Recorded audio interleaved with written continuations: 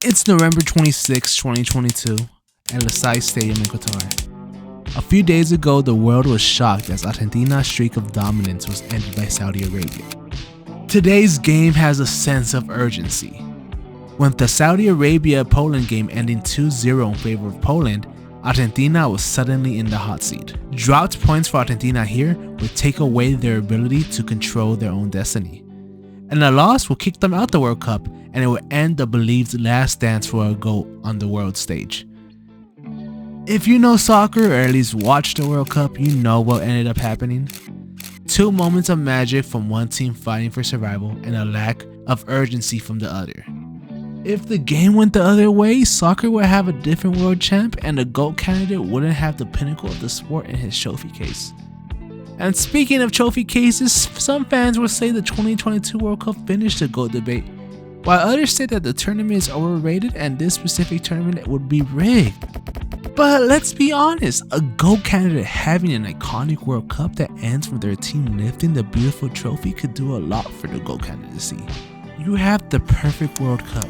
You have Maradona in '86, Ronaldo in 2002, Pelé in '70, Zidane in '98, 𝒂𝒄𝒌 in '18, and of course, Messi in 2022.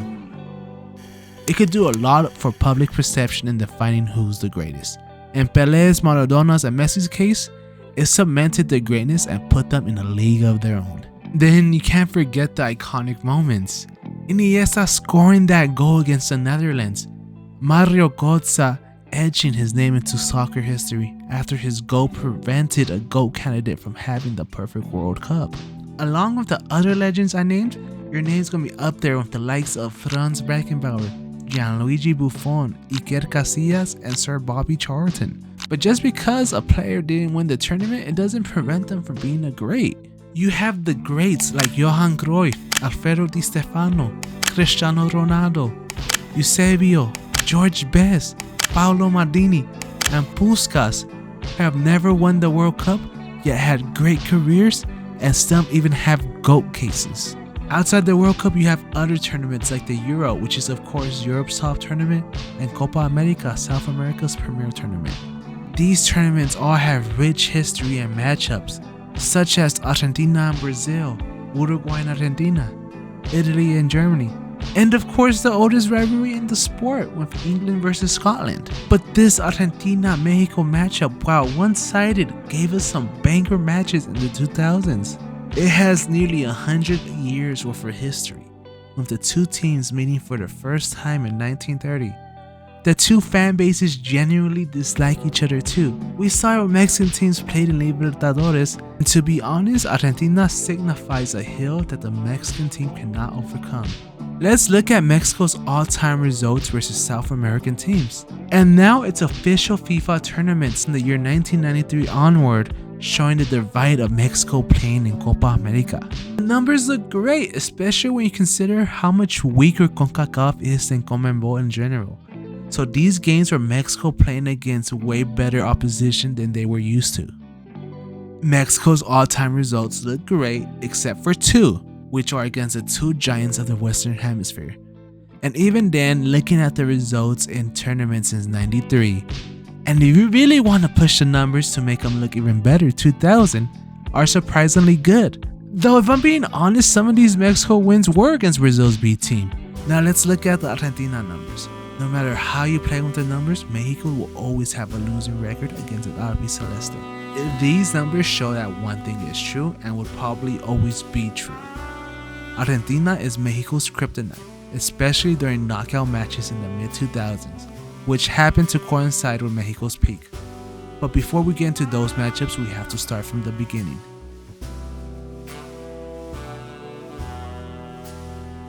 The first official matchup between these two teams happened in the inaugural World Cup in 1930, hosted by back-to-back world champions Uruguay. Now that begs the question, how can Uruguay be back-to-back world champions when this is the first World Cup? Well, it's simple. FIFA organized the soccer portion of the Olympics for the 1924 and 1928 Olympic Games in Paris and Amsterdam respectively. Going into the World Cup, the two teams couldn't be further from each other if you tried. The Mexican Soccer Federation was barely founded in 1927, only a year before the 1928 games, their first international tournament. As you could expect, this ended terribly for them as they lost 7-1 to Spain in the round of 16, starting a long-standing tradition of never making it past the round of 16 for the tricolor. On the complete other end of the spectrum was the mighty Argentina. Forged by the fire that is now Copa America, Argentina came into this tournament with a mission: to win it all. And unlike Mexico, Argentina had the benefit of actually consistently playing in international competitions. Before this tournament, they featured in all 12 Copa Americas, and they won 4 of them, being back-to-back champions, winning the last 2 tournaments held in 27 and 29 respectively.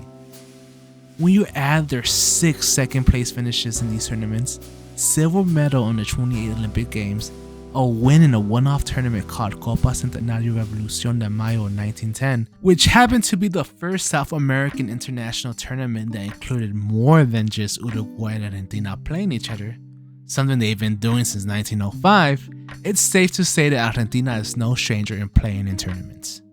The match ended up being played on the 19th of July 1930 in the Estadio Centenario in Montevideo, Uruguay. This would be the final match of the World Cup for Mexico, as they lost to both France and Chile 4-1 and 3-0 respectively. On the other hand, there is Argentina, who had just beat France 1-0 and needed to keep pace from Chile, who had beat both France and Mexico leading up to this game. In proper 𝒐𝒊𝒂𝒄𝒌 fashion, there was already a disconnect in the locker room leading into this game, as there was an issue between the goalkeeper Oscar Bonfiglio and the manager Juan Luque. It all started because of a play that happened in an earlier game, where a ball was shot high enough that the goalkeeper claimed he had lost sight of it in the sun, which caused Luque to reply, "I'm gonna set up a night game for you to see if the moon also bothers you." But let's focus on Bonfiglio for a minute. He had honestly such an interesting life. He conceded the first goal in the World Cup, conceded the most goals in said World Cup, was the first goalkeeper to block a penalty in a World Cup, was the father and also grandfather of prolific Mexican actors, founded the Mexican club 𝒐𝒊𝒂𝒄𝒌, and oh yeah, he was a freaking 3-star general for the Mexican military. Sounds like a life too good to be true, right? Because it is. But not because of any of the more outrageous things I said. The first penalty to be blocked in World Cup history was actually blocked by France's Alex Depot, who had blocked a penalty a few hours earlier in a game at the same stadium. But he is the first, and until 2022, only Mexican goalkeeper to block a penalty in a World Cup. While we're talking about first, this game did feature the first penalty to be scored in World Cup history. Mexican midfielder 𝑻𝒊𝒂𝒄𝒌 scored from the spot. This goal would make Rosas not only the first penalty scorer in World Cup history, but at just 18 years and 93 days, he became the youngest goal scorer in World Cup history. A record he kept for 28 years, only losing it to a young Brazilian player named Pelé, who honestly from the looks of it didn't amount to much. A few days before, in their game against Chile, Rosas became the first player to score an own goal in World Cup history. Rosas' list of first won't end there. He ended up scoring another goal against Argentina, being the first Mexican to score 2 goals in the World Cup.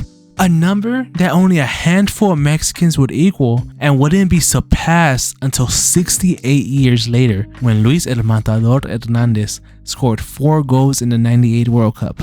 Captain in Mexico was a major figure for Mexican soccer. Rafael Récord Garza Gutiérrez, Mexico's first captain, one of the founders for Club América, Mexico's most successful team. Since 1917, Garza was both a player and a manager for the team. Garza was named El Tri's first manager in 1927 after leading Club América to 4 straight Primera Fuerza championships. He also managed Mexico in an unofficial capacity by managing a team representing Mexico for a series of friendlies a few years before the Mexican Soccer Federation was even founded. Argentina would have to go without their captain, Manuel Ferreira, for this game as he went back to Buenos Aires to take a law exam. A key figure for this team is one of the major icons for Argentine soccer in this time, Guillermo Stabile. Now let's focus on Stabile for a bit. He only played for 4 games for El Albiceleste, but man were those 4 games something. And in those 4 games he would score 8 goals. Let's look at this match plotting goals per match versus matches played in the World Cup. This is for the top 25 World Cup goal scorers and some other notable players. All the way on the right is Lionel Messi, averaging half a goal a game in 26 appearances. We see all-time World Cup goal scorer 𝒐𝒊𝒂𝒄𝒌 𝒂𝒄, averaging around that as well. We have legendary goal scorers like CR7, R9, Maradona, Baggio, and others all averaging around a goal every 2 games here. At around 3/4 a goal a game, we have some legendary goal scorers such as Pelé, Mbappe, Portugal, David Villa, and Harry Kane. The 1 goal game club has Gerd Müller with Gary Lineker at a goal and a quarter each game. At a goal and a half a game, we have a group of 3, with Eusebio and Leonidas being the names that stand out to me. In the 2 goal game club, we have Sandor Kocsis, who was part of Hungary's golden generation, only losing 1 game, a World Cup final, in a span of 6 years. Then we have the striker who has the most goals in a single World Cup, Just Fontaine. In 2003, he was named the best French footballer of the last 50 years. Joining them is 𝒐𝒊𝒂𝒄𝒌. One thing these players all have in common is that they only played 1 tournament. And we have Fontaine being tied for 4th top goal scorer in the World Cup, and Kocsis being tied for 8th. Now let's look at the list of matches played versus goals scored for the same players. I'm not going to go as in depth in this, but all the way on the left is 𝒐𝒊𝒂𝒄𝒌 with the least amount of goals played of all the players on this list, but still averaging around 2 goals a game. The game went how you expect it to go. Absolute domination by the Argentinian team. They had a 3-goal lead by the 17th minute thanks to an early brace by 𝒐𝒊𝒂𝒄𝒌. By the 55th, it was 5-1 when Rosas being the sole goal scorer thanks to his history-making penalty.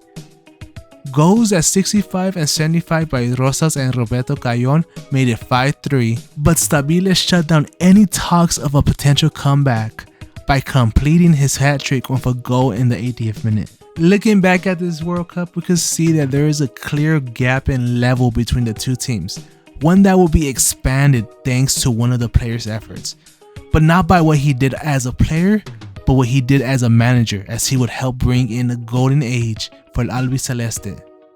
And the craziest part is, I already talked about him. It would take 26 years before the next matchup between these 2 teams in a non-friendly match.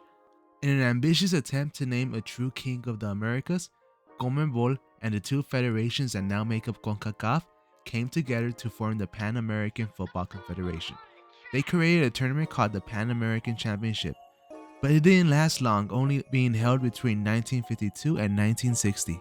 Our old friend from the last game, Guillermo Stabile, is back and now in charge of Argentina as their manager. He's in the middle of leading the team to the total domination of the now Copa America by winning 5 out of the last 7 tournaments the team took part in. Going into the 1956 edition of these games, Mexico still had some catching up to do. The gap in domestic league quality was huge, as just 14 years prior, Mexico Soccer League went pro, establishing a national league. On the other hand, Argentina had a national league since 1891, having the oldest soccer league outside of the UK, and had been pro since 1931, a full 12 years more of being recognized as professionals, and countless of years of playing in the league outside of your own state, as was the case in Mexico, where the national, and I'm using that word loosely, league was located in and around Mexico City, while states such as Jalisco and Veracruz had to compete in their own leagues. In terms of the national team, Mexico weren't in the 1934 or 38 World Cups, but they participated in the Central American and Caribbean Games, where they won gold in back-to-back tournaments in 1935 and 38. In 1938, 𝒐𝒊𝒂𝒄𝒌, for some inexplicable reason, went on a hiatus as a national team in an official capacity until 1947. That year, they would appear in the first North American and Caribbean Championship alongside the US and Cuba. They ended up winning first in that tournament, and it would become the first time, and will become many times, that 𝒐𝒊𝒂𝒄𝒌 would be crowned kings of North America, something they would do again in 1949. Mexico wouldn't appear again on the greatest stage of soccer until Brazil 1950, mostly because the tournament was suspended in 1942 and 46 because of a little-known conflict called World War II. This is another tournament where Mexico finished winless with 3 losses in 3 games and a goal difference of -8. 2 years later, Mexico participated in the Pan American Games, where they finished 5th out of 6 teams. Mexico made another short appearance in the 1954 World Cup in Switzerland, They finished with no points from games against Brazil, Yugoslavia, and France. They would finish in 13th place out of 16 teams with a goal difference of -6. Argentina did participate in the 1934 World Cup but was eliminated in the first game, losing 3-2 to Sweden. However, they did not participate in 38 out of protest as they disliked the fact that Europe hosted 2 World Cups in a row. They dropped out of Brazil in 1950 due to a dispute with the Brazilian Federation. How about Switzerland 1954? And they refused again to make it 3 straight World Cups that they just flat out refused to attend. A player that caught my eye that played during this time period was 𝒐𝒂𝒄𝒌, one of the best Argentinian right wingers not named Lionel Messi. 𝒂𝒄𝒌 wrote his name in the history books because of stories claiming that he would play games drunk out of his mind. One of his former teammates, Raúl Belén, claimed that 𝒂𝒂𝒌 once showed up so drunk that the team staff had to sober him up. 𝒂𝒂𝒌 would say, "Do not pass me the ball because I cannot see." After being sobered up but still drunk, he would go on the field and score 2 goals. What a freaking legend. This game was played on the 13th of March in the Estadio Universitario. It ended up being a 0-0 draw, and neither team ended up winning the tournament as Brazil took that honor with 9 points, while Argentina was a close second with 7. It would only take 4 years for these 2 teams to meet again. In those 4 years, another World Cup happened, and this time both teams actually participated.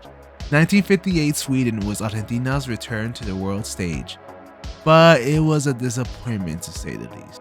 After winning 7 Copa America since their last World Cup appearance, there were high hopes for 𝒐𝒊𝒂𝒄𝒌 to go far in the tournament. And in the group with West Germany, Northern Ireland, and Czechoslovakia, the stage was set for the reigning South American champion. The tournament just ended up being a complete disaster for the Argentines, as they finished last in their group. They finished with only 2 points and 13th out of a possible 16 teams. This is just a failure of epic proportions, and this performance is now called a desastre de Suecia, or the Swedish disaster.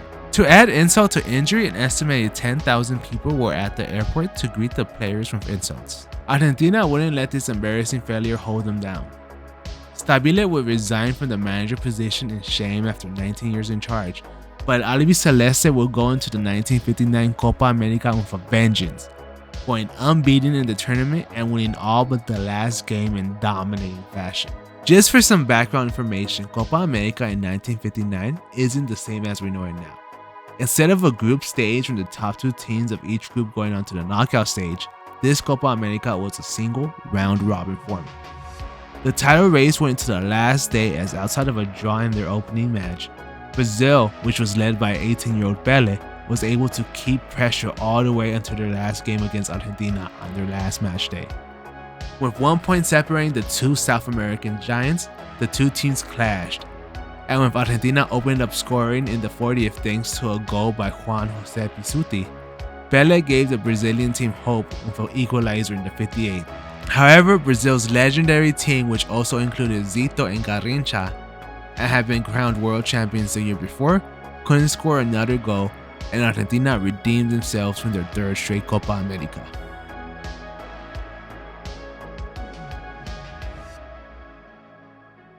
Now let's focus on Mexico. Mexico's performance in the 58 World Cup didn't deviate from the norm as they finished last, thanks in part to suffering humiliating defeats to Sweden and Hungary 3-0 and 4-0 respectively. Now let's look at this table right here. This table charts the total amount of points that Mexico have earned at World Cups to this point. And it's 0. No points, zilch, nil, whatever you want to say. In 3 World Cups, Mexico has not earned a draw to this point. However, in between blowouts in the 58 World Cup, Mexico was able to come away with a point thanks to 𝒂𝒊𝒂𝒄𝒌 𝑰𝒏𝒇𝒐, who would go on to become 𝒂𝒐𝒂𝒄𝒌 𝒍𝒐, or the hero of Zona. And he would write his name in 𝒐𝒊𝒂𝒄𝒌's history because of his goal in the 89th minute to equalize against Wales. Going into the 1960 Pan American Championship, 𝒐𝒊𝒂𝒄𝒌 returned to lead Argentina. It would become the last stands from the team who he dominated South American soccer with. Looking into some stories for this tournament, I found out that there was an International Soccer Hall of Fame located in Pachuca, Mexico. Several players of the Mexican team were inducted into it, but none from this Argentinian team. So I'm pretty sure it was completely not biased at all. Let's focus for a bit on Salvador 𝒂𝒂. He would become Chivas' top goal scorer and also featured at a game for them at the age of 71 for 50 seconds as a celebration. Off the bench was another important manager for Mexico, Raúl Cárdenas, who led Mexico to the quarterfinals of the 1970 World Cup, still their furthest to this date.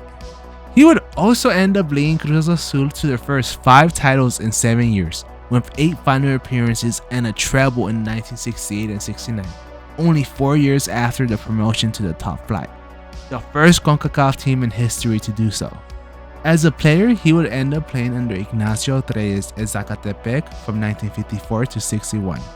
He is the most winning person in Mexican soccer history, with 20 trophies as a player and manager. Now let's talk about who was leading Mexico. I mentioned before that Cárdenas was another important manager, so let's talk about the important manager. Ignacio Reyes, one of the best managers in Mexican soccer history. He has won the most official titles in the history of Mexican soccer with 15 as a manager. 7 of those were league titles and 2 international titles, as well as back-to-back championships, which were won when the league only had 1 champion per season, not 2 like now. He would also lead Mexico to their first win in the World Cup, beating Czechoslovakia 3-1 2 years later. He managed Mexico for 106 matches and won 50 of them. Now let's go on to the last tournament played under the Pan American Confederation. This tournament was different from the last because each team would play each other twice. Argentina won the first game 3-2 and the second game 2-0. The first game had Argentina scoring back-to-back goals in the 10th and 11th minutes.